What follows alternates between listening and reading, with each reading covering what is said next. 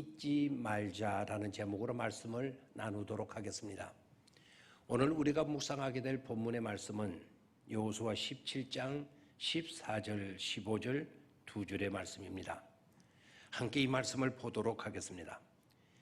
요셉 자신이 여호수아에게 말하여 이르되 여호와께서 지금까지 네게 복을 주심으로 내가 큰 민족이 되었거늘 당신이 나의 기업을 위하여 한 제비 한 분깃으로만 내게 주심은 어찌함이니까 하니 여호수아가 그들에게 이르되 네가 큰 민족이 되므로 에브라임 산지가 네게 너무 좁을진대 브리스 족속과 르바임 족속의 땅 산림에 올라가서 스스로 개척하라 하니라. 아멘. 요셉의 자손들이 여호수아를 찾아 나왔을 때에는 요셉 때로부터 약 400년 세월이 지난 때입니다.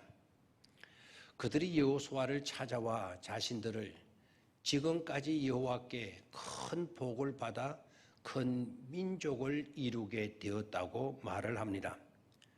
지금 주어진 일들이 하나님의 은혜와 복이었음을 인정하고 있는 것입니다. 이것은 아름답고 마땅한 태도입니다. 긍정적인 요소가 아닐 수 없습니다.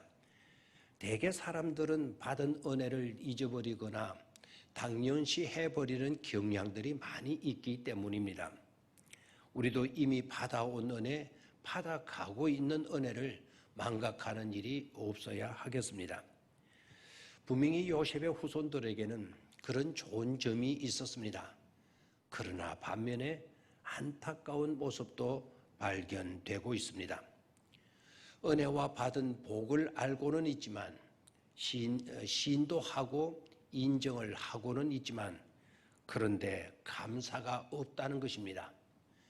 은혜였다고 고백하기도 하고 인정하고 있지만 하지만 감사는 하지 않고 감사 대신에 불평하고 불만하며 따지고 주장하고 있는 것입니다. 그들의 불평과 그들의 주장의 내용은 복을 받아 번성하게 된 것으로 땅이 작다라는 것입니다. 그러니 땅을 더 내어 놓으라는 것입니다. 마치도 은혜의 결과를 자신의 특권인 양 주장하고 있는 것입니다. 은혜의 결과는 그런 특권으로 나타나서는 안 됩니다. 이미 받은 은혜에 대해 내가 무엇으로 보답할까 하는 감격의 마음으로 충만해 있어야 했습니다. 은혜를 받고 복을 받았으면 은혜 받고 복을 받은 자들로서 주어진 사명을 감당할 수 있어야 합니다. 복의 근원이 되어 후손들에게나 누군가에게 복의 근원이 되어 복이 되어주고 은혜를 베풀 수 있어야 하는 것입니다. 즉 참 은혜의 결과는 어떻게 감사할까, 어떻게 보답하며 베풀까에 초점이 맞춰져야 하는데 요셉의 후손들은 그렇지 못하고 있습니다. 여호수아는 받은 땅이 좁다고 불평하고 따지는 요셉 자손에게 이렇게 말합니다. 산림에 올라가서 스스로 개척하라고.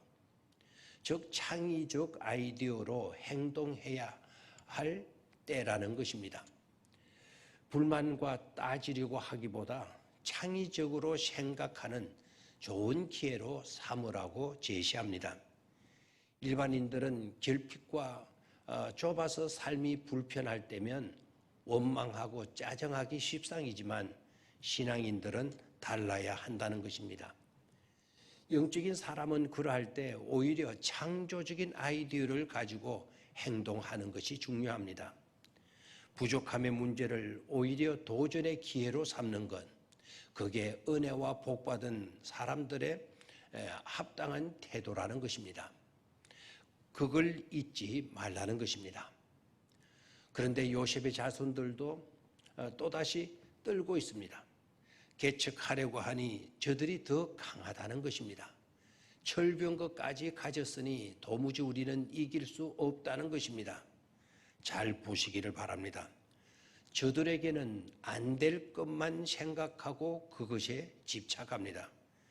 그들의 시각과 생각에는 온통 될 일은 없고 안 될 일들만이 있는 것입니다.